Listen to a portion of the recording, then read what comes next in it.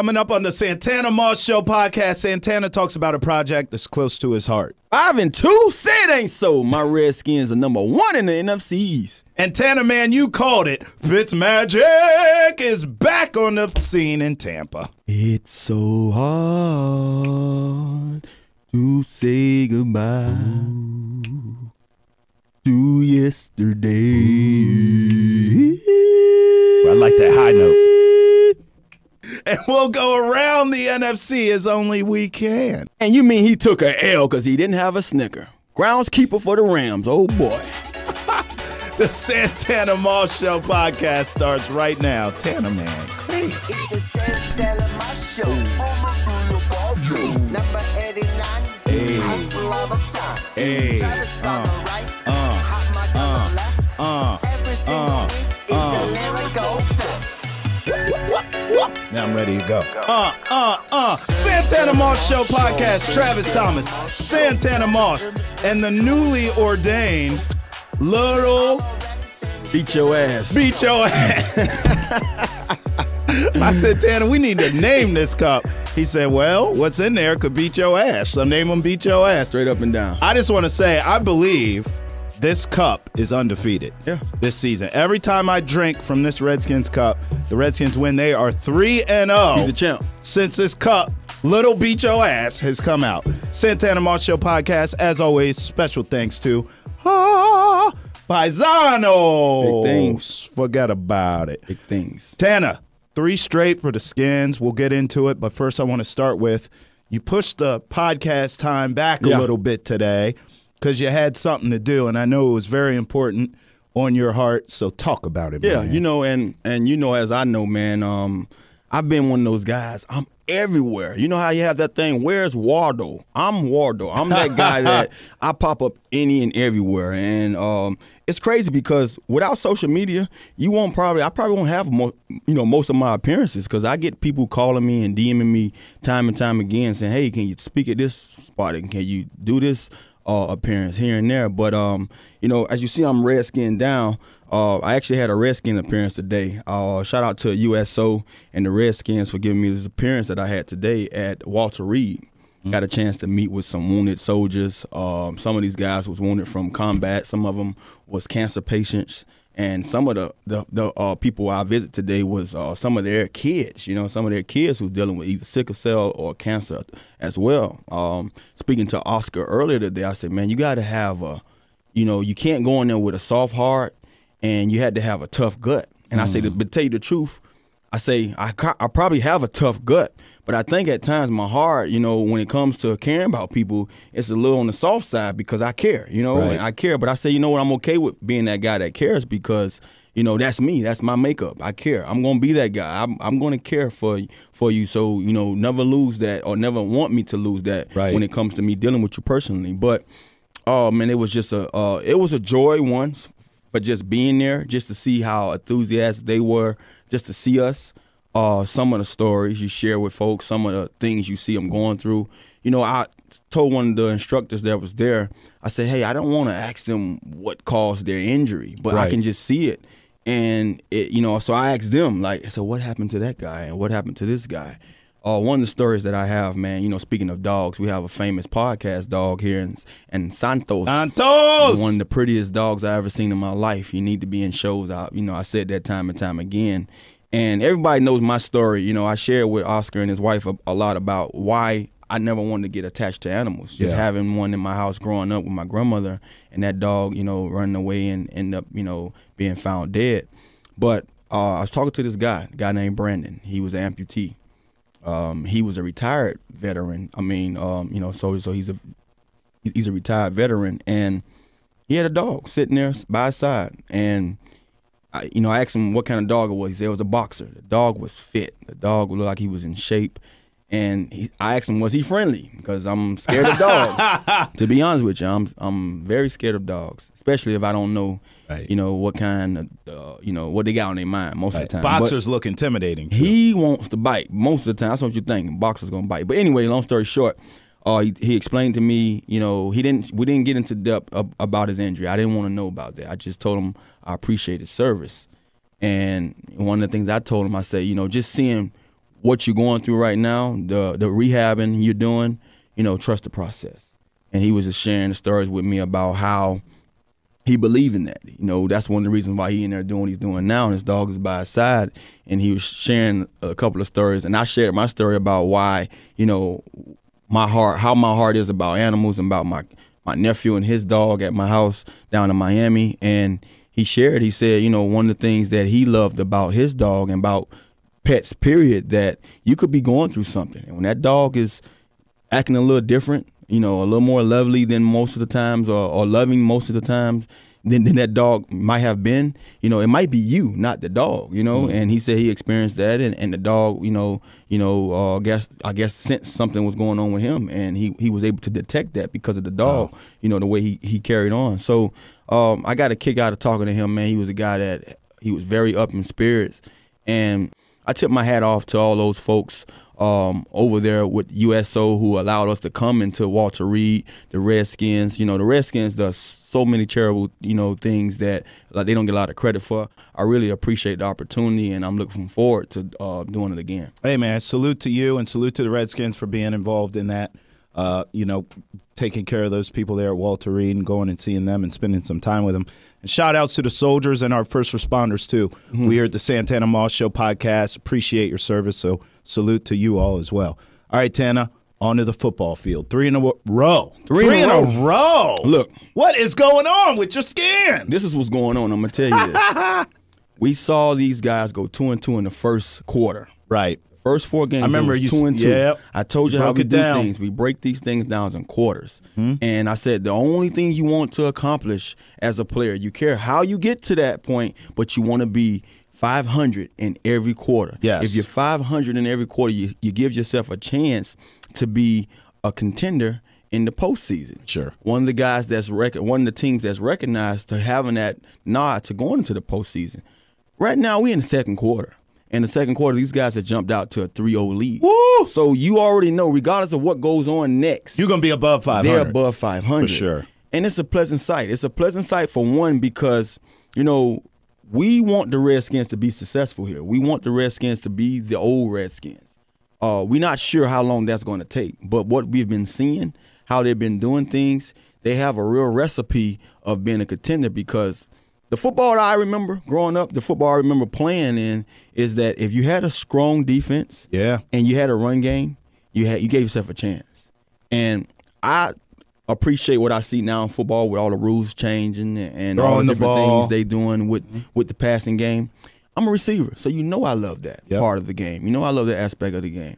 But I truly believe that the years that we were successful when I was a player, whether I was in New York or here in Washington, is when we had a hell of a running back. When we had a run game, that allowed everything else to flow so smoothly. That allowed a guy like myself to have those 5 touches and be wide open on 3 of them, and you wondering how the hell you didn't cover Santana Moss. And that allowed, us to be, threats in the passing game, period. So I truly believe in the recipe that they have, for their success right now.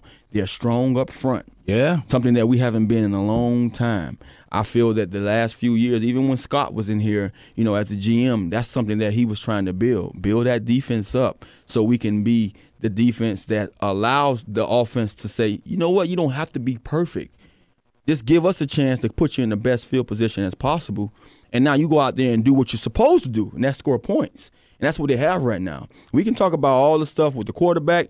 We can talk about all the stuff, that's down the road with the season. But the one thing that stands out the most is these guys are playing well on defense. Right. And to me, in order to be a champion or be a contender, you have to play defense well. Defenses win championships, and that's what the Redskins has been building on. Their defense is playing championship pedigree football, and the offense is trying to get things together. The one thing they have going for them right now thus far is their run game. AP is just, turn back the hands of time, man. Yes. Drinking from the fountain of youth. I need to drink from that. Whoa, Lord. We both, you know what? I could put that in Little Beat Your Ass. Some of that fountain of youth water. Hey, Tana, the last time we've seen this kind of success, though, 6-2 under Jim Zorn in his first year. You were on that team, Tana. Yes. What did y'all finish that season? Should I share that with you? 8-8. Yeah. I say it for you, Tana. How do we avoid that now? Yeah. Well, it's one of the things as a player. And not sure how much sports you played growing up, but I'm pretty sure you was a guy that, regardless of if you went out there and played a pickup game, basketball, sandlot football, you name it, anything that you desire to play in, one of the things your friends or the persons or the people you playing against, they're going to remember is when they beat you. So that don't mean you're going to beat me today, though. Right. You feel what I'm saying? That don't mean that if I lost to you 4 games ago, I'm going to lose to you today. Right. And that's how I look at these seasons. Seasons, whatever happened there, that happened then, So, and that was a whole different regime, Yeah. Coaches, players, you name it. Yep. But one of the things that I alluded to, some of the things that can happen when you fall or see yourself starting 6-2 and then finishing 2-6 and ending 8-8 is that, one of the things that I just talked about, you have to play strong defense, have to be great in defense, and you have to establish the run. I think especially in the time of season that we're in right now, holiday season, when it gets cold, you have to have a run game. We had a Clinton Portis in our backfield, and I remember some of the woes of that season was Clinton was clashing a lot with Zorn because we didn't allow Clinton to get off at times when he wanted to get off. Right. I remember some of those games we went to New York and played and beat New York in the win. It was a windy game, and Clinton got off. But it wasn't an everyday thing. It wasn't an every week thing. It was one of those one week we're going to run, 1 week we're going to throw. You have to establish who you are. And I believe that the Redskins right now, even with Alex not showing the fan base what they want to see, we winning games. So if you have what it takes to win now, carry on with that formula. I think that one of the things that I can allude to that season of why we wasn't successful late in the season, I don't think we played anybody. Right. We had a lot of success early, but the season and the schedule allowed that, And when it was time to make adjustments, we didn't make them well. Yeah. We didn't lean on the Clinton Portis. We didn't lean on some of the things that got us to 6-2, and that will allow you to fall and be 8-8 and seeing yourself, not in the postseason. So I think right now this team only can get better. We've been seeing a Skins team that every week I've been saying it. I'm not finna jump on that wagon. I'm not going on that roller coaster with those guys. Show me. You hear me? I'm like them guys. I'm like them guys from where them arches at, and I'm not talking about McDowell's. He from the U. You said McDowell's. I'm not talking. I want to see I'm from where the arches at, and I'm not talking McDowell's. So you tell me where I'm from. The show me state. The Lou. Not the U. The Lou. But honestly, I'm a Skin, so I want to see these guys be successful, but I don't want to toot their horns because I want to see them go out with the same energy that they've been displaying week in and week out. So what they've been doing now is only going to allow me and other fans to believe that that's who they are. Yeah. Well, I'm tooting the hell out the damn horn. So you the guy when I'm in the line, I'm on 267 and I see that big old that thing and I look at him and I'm like, yeah, you man. Him, huh? I'm tooting the hell out the horn. Huh? I'll say this, though, Tanner, man. In come the Falcons. This is a team that has underachieved this season. Yes. But one thing's for sure. They have offensive firepower all over the place. This defense will be tested. And I got to say, Tanner, I love the Redskins defense. I really do. But I can see a scenario where Atlanta may not light us up the way the Saints did, but they're going to put up some numbers. They're going to put up some points. I actually think this is the Alex Smith week where it's, or get off the pot because he's going to have to make some throws in this game. Do you see it that way? Well, one of the things that I see coming to this game, and yes, you're right, they're facing another high-powered offense, especially passing offense.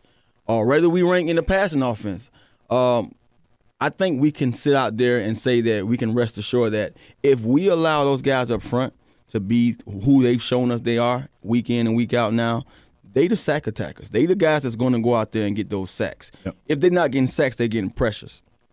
If we can allow those guys to be special and bring the pressure and bring that to Matty Ice, then I can rest assured that we're going to be well in the secondary. Now, we have a young guy playing in the secondary. I'm hoping that we get Dunny back this week. What I've been seeing alone from just one guy, I'm going to say this because this is one guy has been the guy that every week you have been saying something about. And that's DJ Swearinger. With DJ Swearinger in the back there with that secondary, leading that secondary, I can breathe easy knowing that he's going to have those guys ready. He's going to put them in the right. He's going to let them know when we in the cloud, when we have to double this guy, whatever they're going to do to Julio. See, one of the things you can't do when you're facing Atlanta Falcons, high-powered offense and passing attack, you can't sit there and say, I'm going to be focused on one guy. You have Julio, you have Ridley, and you have Sanu, yeah. And then you name it. They have T. Coleman out the backfield, Yep. And the tight end, he's pretty special himself. With all these guys that can be pass catchers, great pass catchers, you have to make sure that that pressure is right. You have to make sure that you make Matty Ice uncomfortable. And that's going to be, to me, the key to being successful with these guys. Now, another key is they're not playing in the dome. They're not playing at home. They're not playing where the conditions are so great where they can be pass happy, be pass friendly. They're going to be playing in a FedEx field that might be a little chilly. It's still 59 degrees. It's still chilly. Yeah. It's a 1 o'clock game, so the sun may be out. Right. But with all that said, they just saw that grass a couple of days ago. Right. Trust me, we just saw the whole inside of that field uplifted, uprooted, and pushed somewhere. I don't know where they took it, but they bring in something new.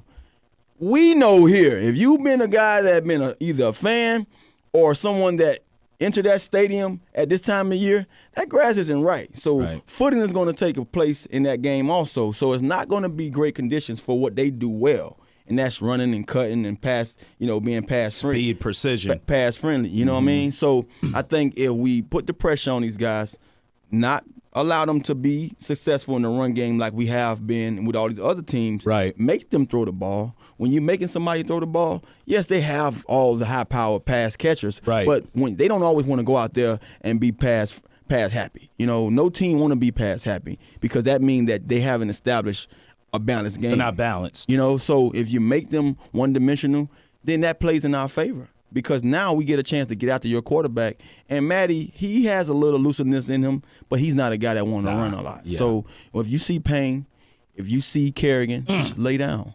Get down or lay down. Get down because these guys come into play. And, Allen and Ioannidis, all those guys too, and P. Smith. P. Smith is hungry right now. All these guys is leaving him in the sacks. Yep. And I think these guys are going to be the ones, and they're going to be the difference makers of this matchup. All right, you talk about pass happy. Here's someone who's pass unhappy. Jameis Winston benched again. Ryan Fitzpatrick back in as a starter.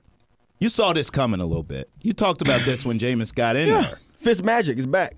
Fitzmagic is back. And I don't want to get too far ahead because as a Redskin fan, I believe the weekend of the 10th of November, so I think they played them on the 11th, if I'm not mistaken, the Redskins go down to Tampa. Do I want to see Fitzmagic or do I want to see Winston? I believe I want to see Winston. So I'm not going to toot Fitzmagic horn too much right now. But I would tell you why I would be that same guy and give Fitzmagic the nod. One of the things that I talked about years ago when we had the departions of Pierre Garçon and Deshaun Jackson, I like that Pierre went with Cal because I know that, hey, man, that offense alone, when they put a quarterback in place, he's going to have a chance to get off. I wasn't so sure about the departure of D-Jack going to Tampa. Now, when it comes to money, hey, I'm going to get that check too, baby. It. Hey, let me get that. You know what? Make sure I can see your hand, put it in plain cursive. Don't put it where it's scribble. You get the bag and fumble it. We get the bag, flip it, and tumble it. There you go. See, you said enough for me. But no, I didn't understand that. And I remember sending a little text out saying, congrats, man, but I didn't like Winston that much. And there's no offense to you, Winston. I'm not saying I don't like you as a person. You called it, bro. It's just I don't believe in the big arm quarterbacks. I've been a guy that had many. So, maybe I'm shell-shocked. Maybe I'm a guy like the guy back in the day when I had Ramsey, and he was shell-shocked of getting sacked so much, he just like, what the hell with this ball? You know what I mean? I'm shell-shocked when it comes to big arm quarterbacks, and it's because too many times I've had a big arm quarterback that felt like he can fit any ball in any hole and thinking that no matter how covered I am, he can still squeeze that ball in there. And I'm not the one for that, man. I don't want that. But I was looking at a Deshaun Jackson that, to me, at the end of the day, Deshaun's not a mediocre route runner. He's a guy that with blazing speed that he's going to blow the top off any coverage you put out there. Cover 2, I'm running past both of y'all. Cover 4, guess what? I'm running past both of y'all. You name it. Cover 3, guess what? You better have help because I'm running past you, buddy. And that's what Deshaun brought. I remember being here and hearing the Jay Gruden telling Deshaun, when that 4-2 going, that's when I'm going to cut you. And you laugh about it because he ain't never losing that 4-2. That boy had blazing speed, and he's been a guy, let me knock on wood, that haven't had any injuries in his legs. Right. So when you have that ability, then you're going to always keep that ability as long as you train the way he trains. But I wasn't never sure with him going to Tampa because I felt that, at this stage in your career, you want to pad those stats. You want a quarterback that's going to give you, 1, a championship, 2, put you into the Hall of Fame, talk. And numbers is one thing. He's right now surpassed 10,000, plus receiving yardage. But in order to be talked about as a Hall of Famer, you have to get into those upper teams. You know what I mean? The 11s and 12s. And even it might be more than 12 because I know a lot of guys in the 11s that haven't even been recognized for what they did at that position. So I was a guy that wasn't sure about Winston. And to this day, when it came down a week ago, Deshaun was worn out. He was like, hey, put me on the trading blocks. Yep. I spoke highly of Fitz, and you guys benched him. And I understand why they benched Fitz, because Fitz is one of those guys. He's up and down. Right. He's the roller coaster that the Redskins normally give you. But Deshaun spoke highly, saying, this guy gives me a chance to be me. And now you bring back in Winston, and Winston throwing balls, Eiffel Tower tall to a guy like Evans, who's already 6'7", damn near, or 7 feet tall. So you got, what chance do I have as a receiver? Right. And I just didn't think it'll fit. So the only reason that I would say that I give the coach a nod, I tip my hat off to the coach for the decision he made. Yes, it's going to help them right now. I think Fitzpatrick brings a little more of the leadership, a veteran leadership, a veteran perspective of what he sees, and you don't necessarily have to be wide open. He sees it. He's a guy that can read well. Must throw you open, and right? throw you open and hit you when you least expect it. Hit Right. you when you're not in the progression. And I think that's why he serves a Deshaun Jackson better than a Winston will. Well, you called that one. Did you call this one? The Browns fire Hugh Jackson and Todd Haley. Both y'all get your ass up out of here.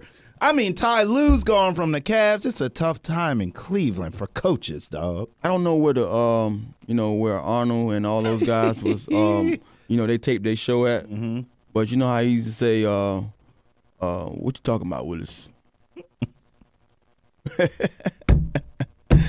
would have told me Hugh would have been gone right now? Gone. Don't get me wrong. I understand where Hugh, basically put himself in by bringing in Todd Haley. And Todd has never been nobody's best coach to deal with, for one. Correct. But Hugh's a guy that, to me, I think a little too soft when it comes to how he displays some of the things I saw on Hard Knocks, some of the things I heard from other players. First of all, Hugh, to me, as a receiver coach and as an offensive coordinator, I think he's brilliant. I think he's one of the best at both. I remember talking to Ocho Cinco and how highly he talked about Hugh, and watching those guys prepare before games, Hugh being their receiver coach, and then watching him in Cincinnati as a coordinator. So I think highly of him as a coach. As a head coach, he's with the Browns. So can I say that I don't think highly of him? I don't know. Yeah. You know what I mean? Some certain teams just, have that cloud over them, Yeah. They have that cloud that follows them, and regardless of what coach and what quarterback and what, how powered, offensive weaponry you have or defensive guys you have, they just don't seem to get out that rut. So I think Hugh had a chance to really prolong his tenure if he would have just kept at ease. Him and Todd would have kept it at ease, but they didn't. And I think that cost him that job. Yeah. I think that cost him that job because the owners and the people upstairs didn't want to see them confuse these young guys. They have a lot of them. Confuse what's going on and confuse what they want out of their organization. And I think that's the only reason why that cost him his job in the middle of a season like this. No doubt. All right, let's go rapid fire around the NFC, Tana, man. Yes, y'all. Rams are looking to stay undefeated. Tall order to do that, brother. They going to Nolans. Big easy, they say, right? Take on the Saints. Second Is it line. going to be easy? They second line into that thing right now. Whoa-dee. Whoa-dee. It's going to be tough, man. I had the second line because, my boys from the Big East, and I remember Reggie Wayne and Ed Reed. I remember when they gave me a dose of that Mardi Gras. They told me what goes down and those king cakes. Their mom used to send them king cakes. And I'm a sweet guy. Banging. I'm a sweet guy. Yes. I love my sweets. Right now, you see I don't eat too many of them because It don't look like you eat a damn thing but weights. and fucking creatine. But I tell you one thing, man. No, creatine had your back tight. That's your back. I ain't with all that getting that back tight. No, I need that. You hear me? I need that. No, I don't want What that. does that mean, dog? Like it cramp your ass up? That creatine had your back wide and tight. Oh, none of that. no, You we hear don't me? need that. No, but they're going to the Big Easy, and it's going to be tough. It's going to be tough because it seems to me that it's something in the air for Drew Brees. Drew Brees has something riding on him. The things that he hasn't done throughout his career, he's conquering them this year. And it seems to me that it's only right to see that they might be the team that can take the Rams down. Do I believe they can take them down? I don't know. I think I will be riding with the Rams that game. But I think if there's any team that will give them their first L, it may be those guys in the Big Easy. Because they say, who that say them Saints ain't going to beat them Rams? And I think these guys are the one. They are the one that you come into their dome. Now, let me say this. The conditions would be fair for both sides. Right. And both of them have high-powered passing attacks. In that dome. But they also, one of them have a guy in the backfield named Gurley. And trust me, he ain't running that ball like his last name. Right. He's running that ball like no other. You know what I mean? Dexter Manley. And I truly believe in him and the things that he's trying to do with his season this year. He said he's chasing, LT that we know that once played with a Breeze. Yeah. He's chasing his record, his touchdown record. So crazy. I do believe that the Saints have what it takes to really go out there and upend these guys. But I think it's going to be a tough task. But I'm waiting to see that matchup. Who that? Say them Saints can't beat them Rams? Santana man on the track. Packers at Patriots Sunday night. This is a big one. I got to tell you, man, I think Aaron Rodgers might have messed around and beat the Rams had he had a chance to. Yeah. One of the things about Aaron Rodgers, I've always given him a chance. To me, he's the best quarterback in this game right now. I understand about the Brady. He's the GOAT. Yes, indeed, he's the GOAT. He is. I think Brady has a little edge on everybody with the the mad scientist he plays for. Belichick and his staff is like no other. No doubt. Belichick could get rid of coordinators and make his offense and defense look the same. Now, this game's in New England. Yeah, and that's one of the things that I'm going to talk about. You going to New England. You didn't come to FedEx Field and beat the Redskins. Right. Then you're going to beat New England. In New England, you got a point. It's going to be a tough one for him. You got a point. And I'm not saying that to throw no shade at my skin because, like I say, I'm repping, baby. But I just it's something about that mad scientist Belichick, man. He don't lose very often. It don't matter who you got. Right. What special quarterback, what special player you have, he found a way to eliminate him. No doubt. All right, I want to stay there for a second I want to go back to the Rams, right, and that Green Bay game. Because for taking L's, we're going to go to city of L.A. You love L.A. You going to be there soon? I'm an L.A. guy. I love L.A. as well. I'll be out there at the end of this month. But Tana, man, I'm giving L.A. to L. First of all, so the night before the Rams-Packer game, as we know, USC loses on that field, okay? As we know. Fair enough. They lose the game. They stink this year. It's all good. But the groundskeepers, I don't know what the hell, if they were drinking out of Little Beat Your Ass or what was going on. Somehow, some way, they didn't get the USC logo off the field quite right. Yeah. There was a Pac-12 logo. So during the Packers-Rams games, you can see these things in the Rams logo blended with the USC and the Pac-12. It was a bad look.